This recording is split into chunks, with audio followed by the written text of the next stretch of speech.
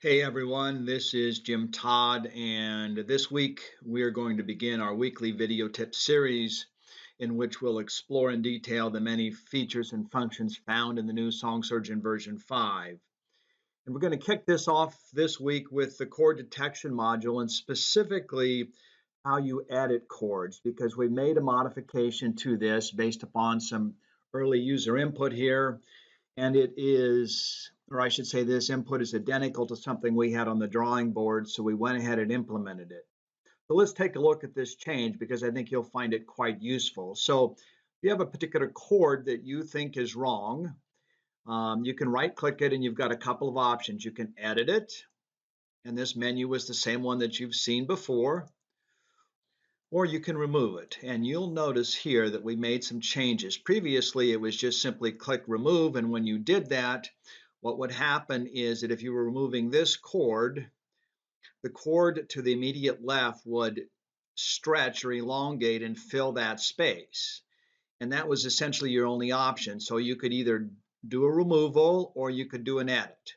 But what we've done is enhance this feature so you can either replace it with the chord value to the right, which is new. So take this chord and stretch it across to the beginning of this chord that you're going to remove.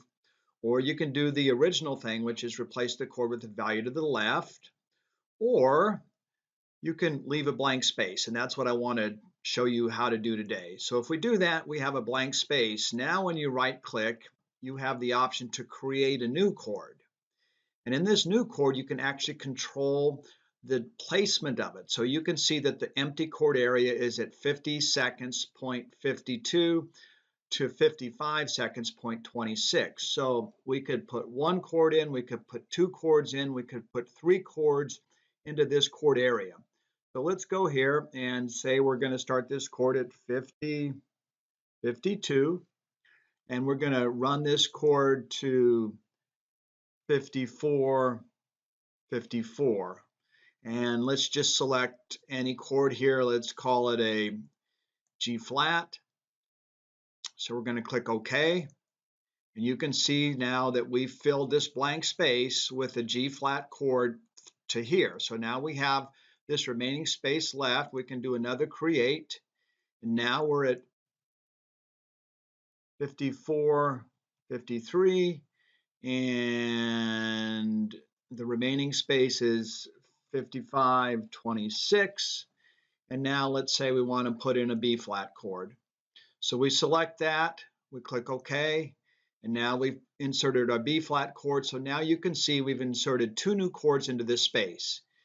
And that gives you, I believe, the flexibility that you need to correct a file if you find that a chord or a series of chords within a song are wrong and you'd like to correct those. So you can insert a new chord, you can edit the existing chord, you can do this remove and replace it with chords to the left or the right, or you can start all over and create new chords for that empty space.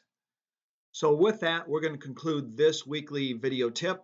Hopefully you find this helpful, this new feature, and I appreciate hearing from all of you. Keep sending in the comments and questions that you have, and we'll try to deal with those in these weekly video tips.